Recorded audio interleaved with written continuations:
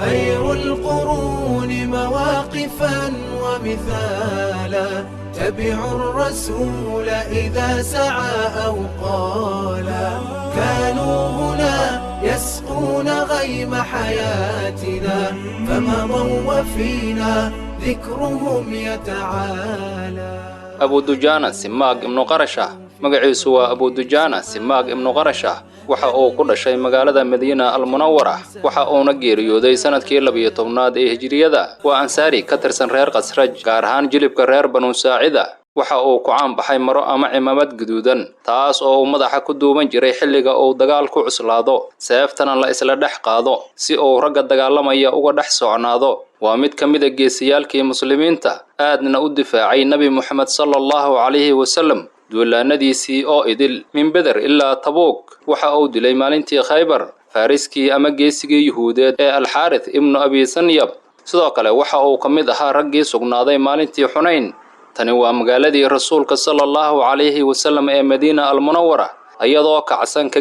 gees una diyaar garoobaysa dagaal laga hortago cadawga Allah kuwaanina waa asxaabtii rasuulka sallallahu alayhi wasallam ayaga oo soo xirtay dharkoodii dagaalka waxaadna moodaa libaxyo keentooda jooga kuwooda ugu geesisan waxayna u diyaar garoobeen asxaabtu inay shahaado helaan ama ay ka guuleystaan cadawgooda kanina waa rasuulkii Allah soo diray kaas oo u soo baxay inuu qaabilo lana kulmo cadawgiisa iyo kan Allah azza wa jalla kuwaanina waa dhalinyaradii muhaajiriin iyo ansaar ayaga oo soo qaabilay nabiga sallallahu alayhi wasallam kuma jiro dhalinyaradaas ruux dhaafay 15 sano ayagoo soo xanjeertay muujinayana gamadoodii yaryara sidoo kalena soo muujinaya xabadkoodii curdanka ahaa si ay nabiga sallallahu alayhi wasallam hortiisa ugu soo bandhigaan astaamaha raganimada iyo geesinimada rajaynayana in nabigu sallallahu alayhi wasallam uu ogolaado dagaalka si ay ugu suurto gasho inay raayada nabiga sallallahu alayhi wasallam ka hoos dagaalamaan markii ay ciidamadii soo wada aruureen ayuu nabigu sallallahu alayhi wasallam seeftiisii sare u qaaday waxa uu yiri yaa gudanaya seeftan xaqeeda dad badan ayaana gacmahooda wada taagay ayagoo rajeynaya inay ku dagaalamaan seeftii nabiga sallallahu alayhi wasallam kadib markale ayuu ku celiyay nabigu sallallahu alayhi wasallam oraahdiisii ahayd yaa gudanaya seeftan xaqeeda intaas kadib waxa soo istaagay rag fara badan oo ay kamid yihiin Umar bin Khattab iyo Subayr ibn al-Awwam Allah ka wada raali noqday balse nabigu ma siinin seeftii isla markiiba waxa soo istaagay Simaag ibn Qarasha Abu Dujana waxa uu yiri rasuulkii Allah waa maxay xaqeedu markaas ayuu rasuulku sallallahu alayhi wasallam ku jawaabay waad ku dagaalamaysaa oo waxaad kula dagaalamaysaa jidka Allah illa laga dilo ama aad ka guulaysato markaas ayuu Abu Dujana yiri anaa ku qaadanaya xaqeeda rasuulkii Allah kolkaas ayuu nabigu sallallahu alayhi wasallam siiyay seeftii Abu Dujana intaas kadib ayaa dadkii dhammaan soo wada qooraansadeen oo soo wada fiiriyeen Abu Dujanihii oo nabigu sallallahu alayhi wasallam siiyay seeftiisii hadalka rasuulka sallallahu alayhi wasallam ayaa muujinaya muhiimadda inuu qofku ku sugnaado xaqa gaar ahaan jihaadka ilaa uu ka dhinto asaga oo wadadaas ku taagan كمثل الشيطان إذ قال للإنسان اكفر فلما كفر قال إني بريء منك إني أخاف الله رب العالمين قصدا waxaa laga qaadanaya dhowr arrimood arinta koowaad waxay tahay in gaalnimadu ay ka dhalato dambiyo isbiirbiirsaday oo waa sidii daadka oo kale daadku wuxuu ka bilaabmaa dhibco biyaha isu tagay gaalnimaduna waxay ka soo askuntaa qofkoo dambigiisu bato qofkana hadba siduu xaaraan ugu dhacayo ayaa qalbigu madoobaanaya oo adkaanaya kadibna shaytaanka ayaa ka tambadinaya rasuulkuna sallallahu alayhi wasallam wuxuu yiri تعرض الفتن على القلوب كالحصير عودا عودا فأي قلب أشربها نكت فيه نكتة سوداء وأي قلب أنكرها نكت فيه نكتة بيضاء حتى تصير على قلبين على أبيض مثل الصفاء فلا تضره فتنة ما دامت السماوات والأرض والآخر أسود مربادا كالكوز مجخيا لا يعرف معروفا ولا ينكر منكرا إلا ما أشرب من هواه كما قال عز وجل كلا بل غان على قلوبهم ما كانوا يكسبون qisadan sida ka muuqatana shaydaanku qofka wuxuu ka weerarayaa meel dhow oo iska fudud qofkuna wuxuu isleeyahay waa arin iska yar wuuna yaraysanaya maxaa ka macna ah waa dambi yar waadna ka toobadkeeni laakiin isagoo on dareemin ayuu bari wuxuu is arkayaa isagoo meel fog taagan xumaan mid ugu daran dhex fadhiya sida awgeed waxaad arkaysaan in diinta islaamka ay ooday kana hortagtay waddo waliba oo xaaraan iyo shirki qofka u fududaynaysa ma ahayn Abu Dujaana nin la garan waayo balse waxa uu ahaa nin geesi soo majesta ah kana tilmaanaa goobaha dagaalka mana ahayn mid ka heebeysta ama ka baqa geerida waxaa lagu garan ogaa cimaamadiisii gaduudneed oo uu madaxa ku duuban jiray markii uu dagaalku kululaado waxaana loo yaqaanay cimaamadii geerida qaar ka mid ah saxaabadii nabiga sallallahu alayhi wasallam ayaa Abu Dujaana kula tartamay arrintan dheeraadka ah ee seefta uu siiyay nabi Muhammad sallallahu alayhi wasallam waxa uu yiri Subayr ibn Awaam waxaan dareemay xoogaa markii aan dalbay in nabigu sallallahu alayhi wasallam seeftiisa ii dhiibo balse uu ii diiday siiyana Abu Dujaana balse wallahi waan fiiri doonaa waxa uu sameeyo Abu Dujaana waana raacay si aan u qiimeeyo waxa uu ku sameeyo seeftii uu nabigu siiyay sallallahu alayhi wasallam markii uu Abu Dujaana ka hor yimid ciidankii mushrikiinta ayuu la soo baxay cimaamadiisii gaduudnayd waxa uuna ku duubtay madaxiisa markii ay arkeen ansaar ayay dhaheen Abu Dujaana waxa uu xirtay cimaamadii geerida sidaas ayayna ahaayeen kuwa ugu yeera Abu Dujaana marka uu xirto cimaamadiisa gaduudan intaas kadib Abu Dujaana waxa uu gasha kala baxay seeftii nabiga sallallahu alayhi wasallam waxa uuna ku qabsaday gacantiisa midig waxa uuna u dhaqaaqay oo uu u socday dhankii cadowga asaga oo faajeertamaya ama isjajabinaya qaadayana anaashiido ama gabay qalbiga gilgilaya kuna buuxinaya geesinimo iyo sharaf waxa uuna dhahayay أنا الذي عاهدني خليلي ونحن بالسفح لدى النخيل ألا أقوم الدهر في الكيول أضرب بسيف الله والرسول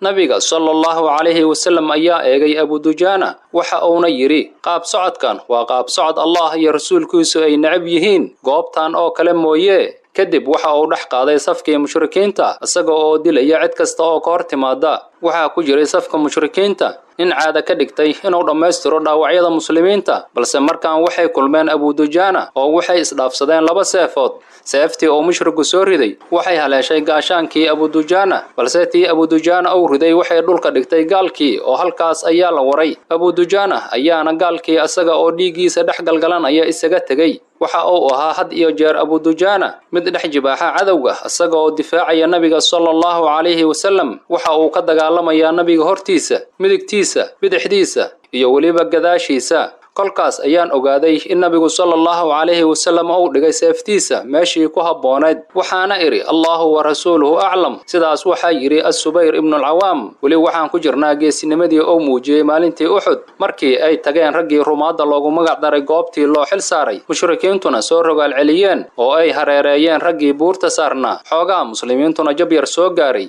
ayuu Abu Dujaana istaagay nabiga hortiisa sallallahu alayhi wasallam asaga oo isaga dhigaya sida suur ama gaashaan kale waxa uuna isku dhigayay gamoonadii ay cadawgu soo tuurayeen ilaa dadka qaar ay yiraahdaan dhabarka Abu Dujaana waxa uu noqday maalintaas kashiidada oo kale waxa fallaaro ku dhacaya dhabarkiisa daraadeed waxa uu Abu Dujaana ku difaacayay diinta iyo tawxiidka seeftii nabigu siiyay sallallahu alayhi wasallam iyo waliba naftiisa muddadii uu noolay nabigu sallallahu alayhi wasallam markii uu geeriyooday rasuulku sallallahu alayhi wasallam waxa uu naftiisa iyo seeftiiba u dhiibay beecana kula galay difaaca diinta qaliifkii muslimiinta ee Abu Bakr as-Siddiq Allah ka wada raali noqdee jabkii muslimiinta soo gaaray maalintii Uhud waxa uu wacnaa hay'ado muslimiinta qaarkood ay khilaafeen amarkii rasuulka sallallahu alayhi wasallam afka iyo cisyaanka ayaana ah arrin halis badan culimada muslimiintana waxay ka digaan arrinkaas tusaale waxay noogu filan qaswat Uhud rasuulku sallallahu alayhi wasallam ciidankii markii uu aag diriyay dagaal dirinay ciidan kamid ah ciidankii saxaabada oo rumaad ahaa ayuu aagtii dardaarana ugu daro wuxuu ku yiri la tabrahu makaanakum meeshiina hatiisuulina ayuu yiri haddaadna aragtaan anagoo guulaysanay fala tabrahu haddaa aragtaan iyadoona laga guulaystay لا تعينونا في إشكال كبير بشيء حتى عدينا لقول يستو الناس يقول مننا بكل بس كنا يمكن لازم بن آدم كوحوليان وسكاه الماء بدنيها صحابة متى يا أركان الرسول كي صلوات الله وسلامه يعيدن كمسلمين تقول يستي يا عدو يا لسير علينا يا واحد عن حال مش أشوفنا فإذا الآن بنمشي سنشوفنا بقى أنا وحكي قرنا عدد الله راح علينا ينا أو حكر علينا وواحد ما تعرض بن آدم كان لك إيجو قصد وناسنا نقون كرا معقولنا نقون كرا لكن يحب بيين أما في رسولك صلوات الله لا تبرحوا مكانكم ماشي إنها دافنا أرنتي أميرك سبو مزرعا يا رجل الله سيدي وأمرتي وقعته الله سبحانه وتعالى كان آياتك سودتي إلى ما أنت تاريخنا نخيين ونصر من صحابة يا رسولك أي قارين هزيمة يتبدل الشيء تضواتا كمل من خيرة الصحابة قلت أيكو شهيدين بل رسولك صلوات الله وسلامه هلسك لا وعنه سوقاري ألا وحليه ولقد صدقكم الله وعده إذ تحسونهم بإذنه حتى إذا فشلتم وتنازعتم في الأمر وعصيتم من بعد ما أراكم ما تحبون منكم من يريد الدنيا ومنكم من يريد الآخرة ثم صرفكم عنهم ليبتليكم ولقد عفا عنكم والله ذو فضل على المؤمنين آيات كآيات عبراء لغوقعته وواريسا أيؤنا وغيره ووحط المام يا إبلانتي ولا أبلان قادة نصر من أرمي لكن يويني خلاف يا أمر ديدو يا فشل يكون عين يا عصيان كانتنا متى كانتي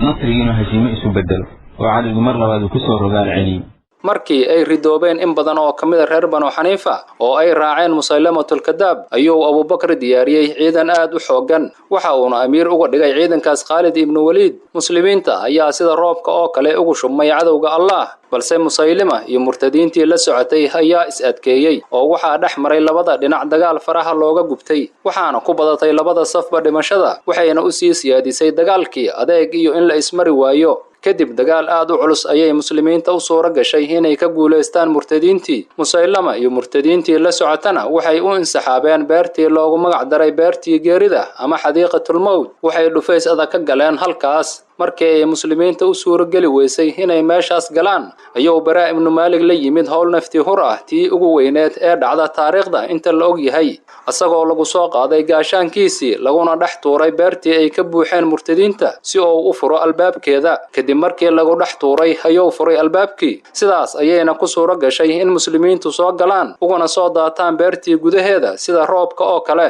balse Abu Dujaana waxa uu beerta ka galay darbi kamida darbiyadeeda markii uu darbiga ka booday ayuu shanshada ama lugta ka jabay mana uu aaba yeelin ee hore ayuu u dhaqaaqay wuxuuna cadawgii la dhex qaaday seeftii nabiga sallallahu alayhi wasallam asagoo ku socda cuskanayana lugtiisii fayoobeed markaas ayay soo wada weerareen murtadiintii markii ay arkeen ninkan dhaawacan ee lugta ka jaban si ay u dhameystiraan kamana suulin Abu Dujaana inuu la dagaalamayo ilaa ay daashay lugtii kaliya ee uu ku taagnaa seefihii warmihii iyo falaarihii ku dhacayna ay bateen halkaas ayuuna ku dhacay asaga oo shahiid ah Allah ka raali noqdee manaf bixin Abu Dujaana ilaa uu ka arkay saxaabadii oo ka dul taagay raayada tawxiidka dhulkii Yamaama waxa uuna ka qayb qaatay dilkii beenaalihii ku caan baxay magaca Musaylamatul Kadaab هم سادته الدنيا هدى وفعالا ومواقف مثل الجبال قد انجلت وشمائل منهم زكت أخبار